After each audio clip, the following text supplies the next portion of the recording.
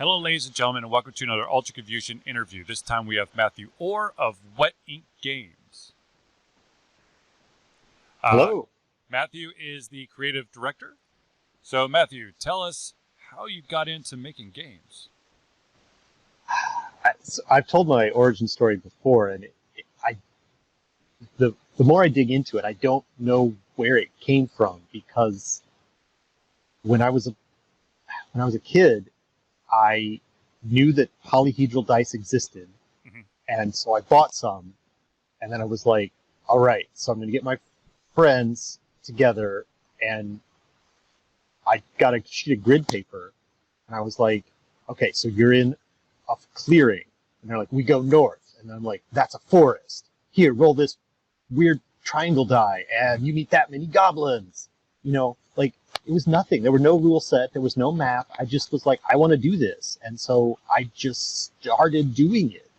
And I must have known that role-playing existed, but it's not like I have an older brother that got me into it, or I didn't have any books. I had like a sheet of grid paper. And so I really, that's really my start with role-playing, is like, I had played some JRPGs, and I wanted to do that in real life around a picnic table with my friends. And so I did. And that's the beginning of role-playing for me. So, would you say, did you spend any time playing Dungeons & Dragons? I did in college, but not till then.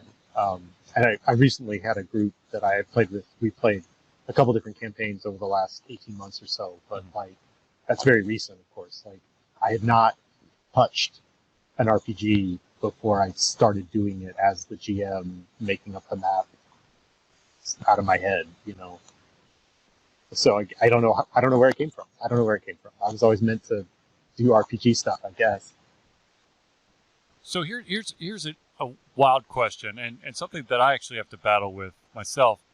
When you are in a game, a pencil and paper game, and you're not the GM, how hard is it for you to not want to take those reins when things aren't going just right? Nowadays, it is sort of like a double think, because I've got like actually a third level on there, right? So now that I make games as well, it's like you're playing in a game, and I don't find it's hard to like jump in, because it's almost like a relief to some extent, right? That like, oh, somebody else has to take care of this problem. And you see somebody playing a rule wrong, and you're just like, hey, GM's fiat. They're going to play this rule wrong, and that's fine. I'll just go along with it.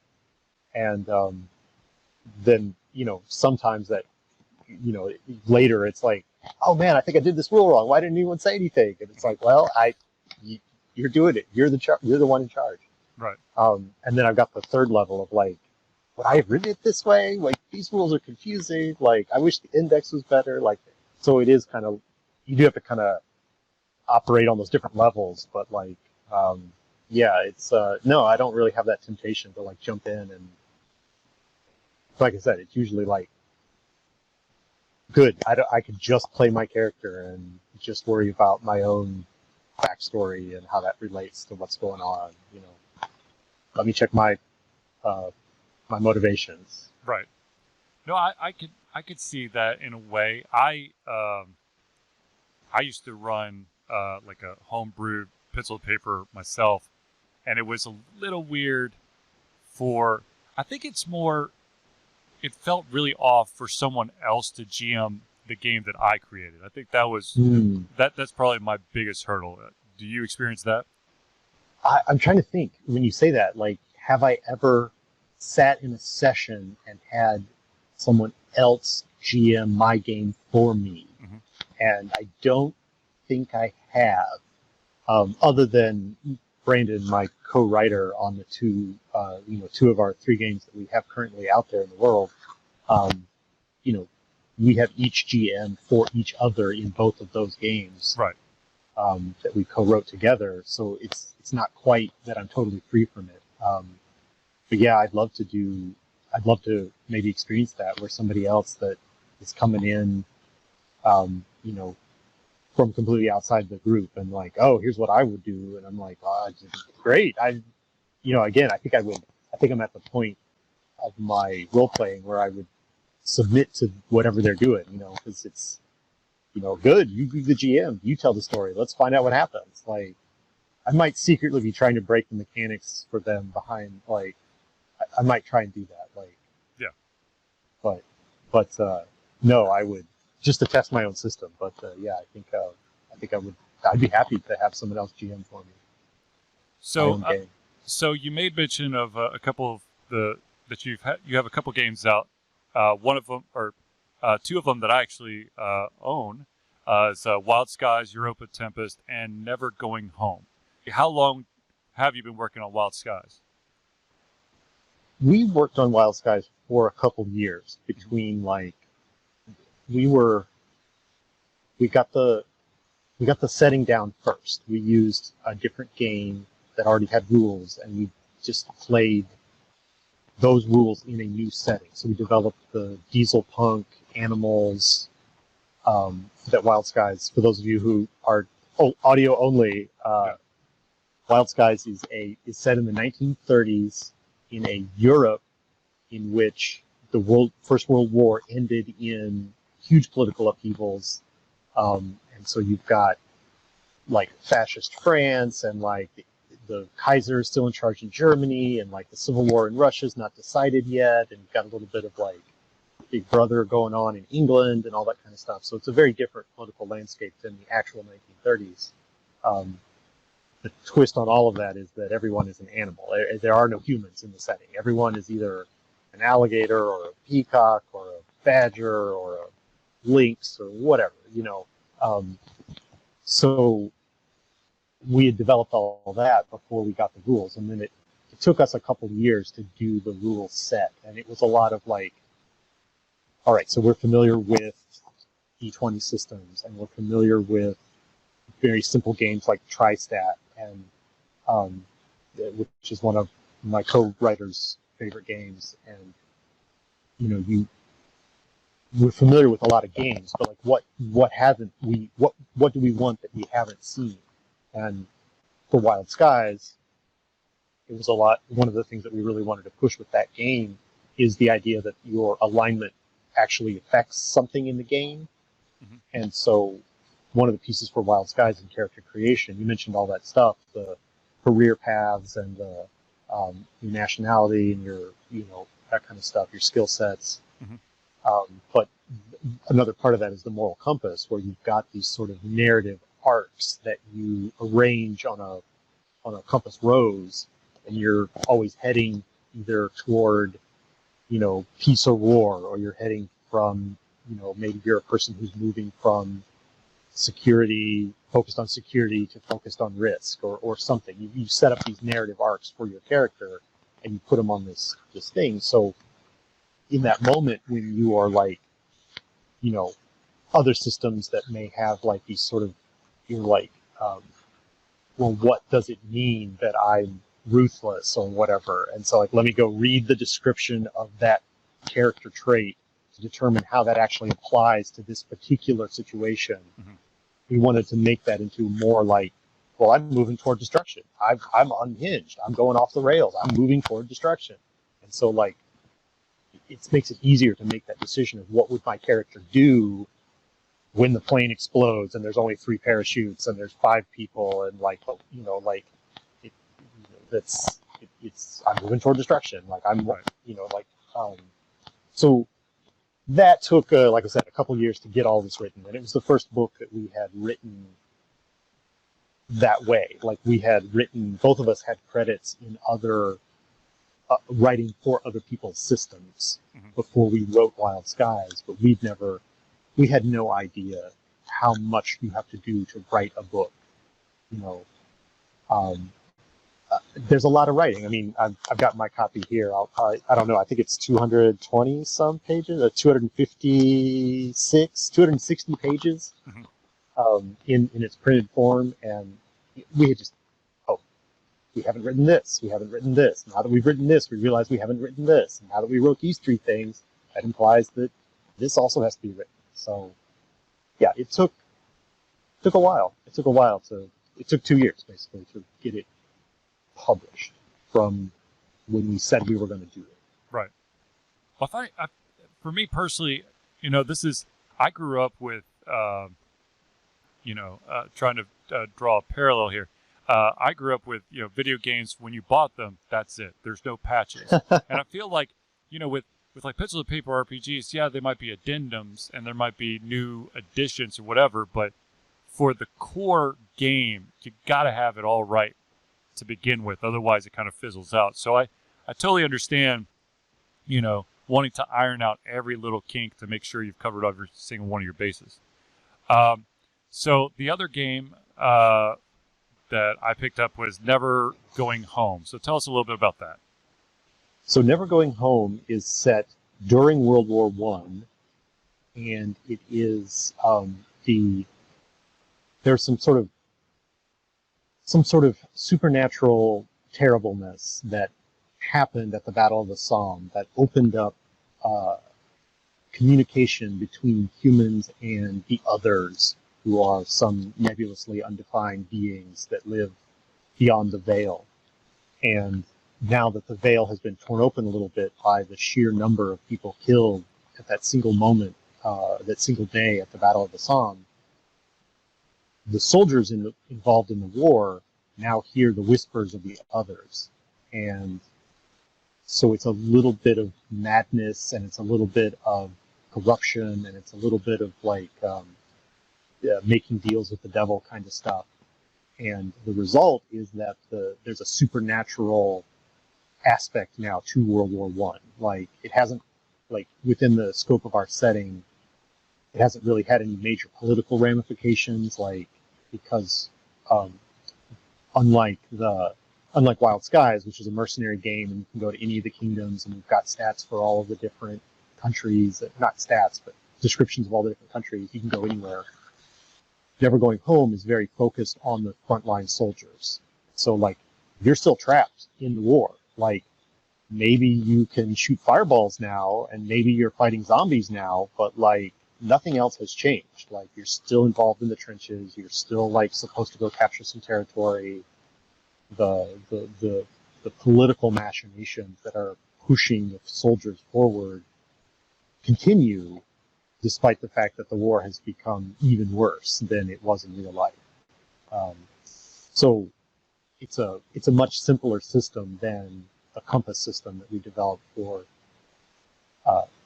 Wild Skies. And the other part of it, the thing that's pretty cool is it's D6s only, and you're looking for 5 and 6 to get a success. So you roll some dice based on your skill training, and then you use your stat as sort of, your attribute is sort of like your native proficiency in that area, and then you can adjust that initial roll based on your stats. So you might turn a 4 into a 5, and that would cost you 1 point of your brawn. You're trying to hit someone, and you need to get a certain brawn score. You roll 4, 4, 5, and you need 3 successes. Well, you've got 3 brawn, so you use 2 of those points to push those 2 4s up to 5s, and then now you've got your 3 successes to hit that target. And that doesn't, like, spend your brawn. It's just every roll you get that thing. So the brawnier you are, the more ability you have to recover from a bad roll. Gotcha. The other aspect that is in Wild that as far as gameplay is the cards. You have a deck of cards, and that represents your humanity. So a lot of the trials in the game will require you to spend the cards, and that is that psychic assault, representing the psychic assault of the others on you, and how much of your humanity you're going to give up to survive. And maybe you need to burn your the memory of your 3rd grade birthday party so that you can shake off this hit that you just took and keep going. But you're losing. It's a war setting, so it's a sacrificing your humanity is kind of just it's just even more so. It's like World War One was terrible, and then we made it worse. So for Never Going Home and Wild Skies, as the creator of these two, or co-creators, in your opinion, what is the I guess the party size that you think is the optimal number to really get the most out of these games? Yeah, that's so different because I think it depends so much on what you want to, what kind of a story you want to tell. I'm used to playing with about 5 to 6 to 7 players, which so it, sometimes that results in some things getting unwieldy. But I've also played very successful games with just 2 players and a GM. Um, so you know, there's a lot more character development that happens when you play with a smaller thing. So I generally kind of imagine that 4 to 5 players are going to be part of any party. Um, but yeah, I probably wouldn't try and play Never Going Home with like 9 players or something like that. That just, you would kind of lose that focus on the individual horrors that the characters are experiencing. Gotcha. But but it could work. I think you could find a way to make it work. Uh, with Wild Skies, I think it kind of supports, because it is supposed to be a mercenary crew. You kind of got to have your party, like who's going to be the sneaky one, who's going to be the tough brawler, who's going to be the face of the party. It kind of lends itself more to building out. So 5 or 6 is pretty good. You can get all your bases covered that way. But yeah, I don't know if that answers the question. It does. I absolutely. There definitely are games where the more the merrier. Where you need those role players in order to get the full experience. And then I do understand that that sometimes, even though it's not strictly noted anywhere, that certain games or certain campaigns really do have an unspoken cap, a number that when you get over it, things may not go as smoothly, or maybe there's more, I guess, outside of the game problems than there is inside. And also, if this isn't just a one shot and you're going to be doing a campaign for a while, trying to pull in 6-7 people every week or every 2 weeks, something like that, it definitely can make things difficult. Yeah, most of the, especially for Never Going Home, most of that I have played are one shots, because I go to cons back in the before times when we had conventions and we had local gaming events, and I would run one shots. And it's a new game, it's an indie game. 2 or 3 people are only are going to be interested in it. So most of the one shots, most of my experience playing Never Going Home is playing with like 2 or 3 people or 3 or 4 people who've never played the game before and maybe never will again, Right. And you're just responsible for giving them that 3 hours of, vision of horribleness. So I don't know. It's it is designed. We thought about how you could play it long term. Mm-hmm. There's a corruption mechanic in the game that, in addition to the kind of battling with your cards, you don't necessarily die when you lose all your cards. What will make you straight up die is taking corruption, and you've got a 5 corruption that you can take. And once you take your 5th corruption, you can no longer be a player character. Like maybe that body is now going to show up as an NPC that the rest of the party has to fight, but you as a player have to get a new character, because that person has wandered off to join the others. It's Gotcha. no longer human enough for you to be an NPC, for you to be a PC. So I had never, that we put that in the game, and would it be interesting to play long enough that your characters take enough corruption that they start to die off in that way? Yeah, it would be really cool. Mm-hmm. Have I actually experienced it? No, I have not, because again, I'm mostly running one shots for people who've never played, to introduce the game to players. But yeah. So with this crazy ass world that we live in right now, and everything basically being pushed to virtual, how do you think the pencil and paper world is faring with not being able to like gather around the table and having to do these virtual gaming sessions? So it's mixed. So I know for myself, like my weekly gaming group, we used to meet at, my co-authors. He's got a house that has a big basement with a big table and a bunch of games on the wall, and like that was where we've met as long as he's had that house. And we went virtual, and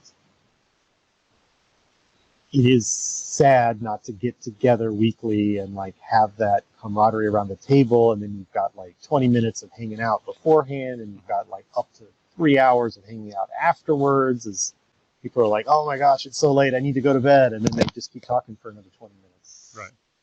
Like that experience is lost because now it's like, well, game's over, boom, call's done, everyone's out of the call, right? Mm-hmm. But the other thing that it is allowed, I think, is my game group. I can only speak about my game group in this aspect. Is like we've had as many as 9 people in the group, and so when you get 9 people around a table, you're basically having 4 or 5 simultaneous conversations. Some people are role playing their characters and they're doing the scene, and then somebody else is asking like, "Hey, did you see that movie last night?" Right. And then somebody else is, but going virtual, like all that side stuff is gone, or it's happening in the chat, and you really get to spotlight the characters of like, these 2 people are going to now play a scene, and nobody else can interrupt them with their side conversations, and nobody else is having nobody else is not paying attention. Like we're all watching the same video chat or the same video stream and seeing these people play their characters. I think it's created some opportunities for role playing which were previously missed. It's made it much more focused on the story aspects of the game. But a lot of people don't want to do it. There's other people that are just like, I don't want to game online. I want to game in person. And so like, it's just cut that off completely. It is all the impossibilities, the difficulties, not impossibilities, the near impossibilities of getting a regular game group to meet in someone's basement every week. Like that's a trip out there to that neighborhood, but it's also then once you're there and you have your game, and like at home, like your internet can go down, like suddenly your dog is having a problem that you have to go solve, and your kids are coming in to ask you about school stuff for the morning, and like that all of those things that are happening because you're at your house don't happen when you go to your friend's basement. Right. But so it's a mixed bag, I think, in that respect. I've experienced both the ups and the downs of going online. And again, we were talking before the chat about like my life not changing that much. We were actually already doing Roll20 on our laptops, even though we were still sitting around the table, because the GM, what I've been doing for the last year, we've been playing D&D on Roll20 to get the positioning and the maps and all that kind of stuff. Like that's just how our DMs wanted to do 5e. So we've been doing that for 2 years, but just 1 year now has been online in our own homes instead of all online around a table. Yeah, I don't know. Changes and not changes at the same time.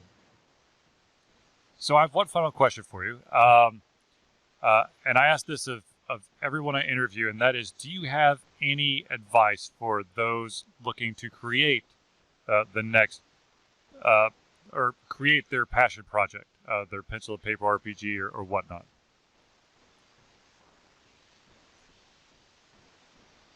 I think, I don't know if this is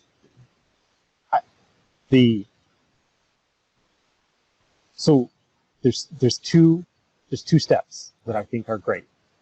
One is get started. Start it. Don't wait. Start it. And the second one is finish it. Like you know, what I mean by that is like start start something today that is small and then finish it. And then you're like, wow, I made a thing.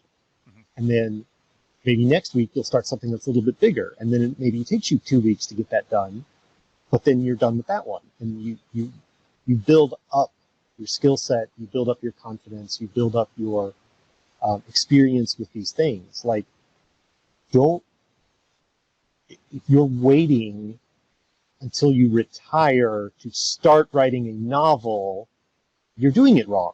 Mhm. Write a 6-sentence story this afternoon.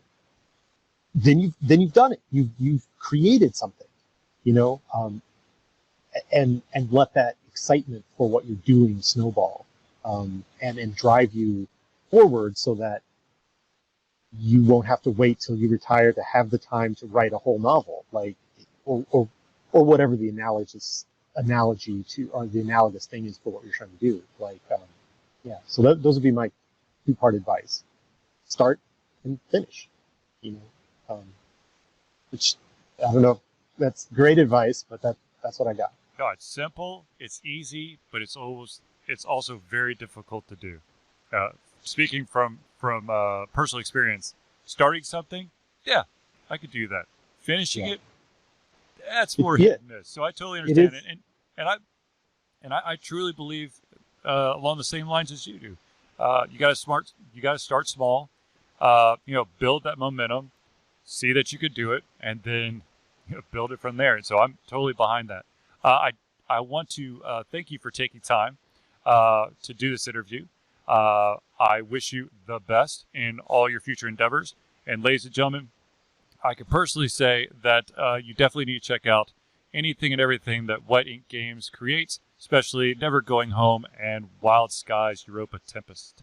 Can I give a plug for the near future? Like, Absolutely. we talked about the games that we have out already, but Mhm. we are uh, very soon. We've been throughout 2020 working on a co-production with another company, Game and a Curry, and going to be it's entering the final phases of production, and we will soon be printing it, so it will soon be available. Jiangxi Blood in the Banquet Hall, which is written by Banana Chan and Sun Kun Lim, and they've written this amazing story about immigrant struggles in early 20th century America and dealing with the literalized problems of racism in the form of Jiangxi, the infamous hopping vampires of China. So this is our biggest thing that we've been involved in before, is bringing this to being a physical product.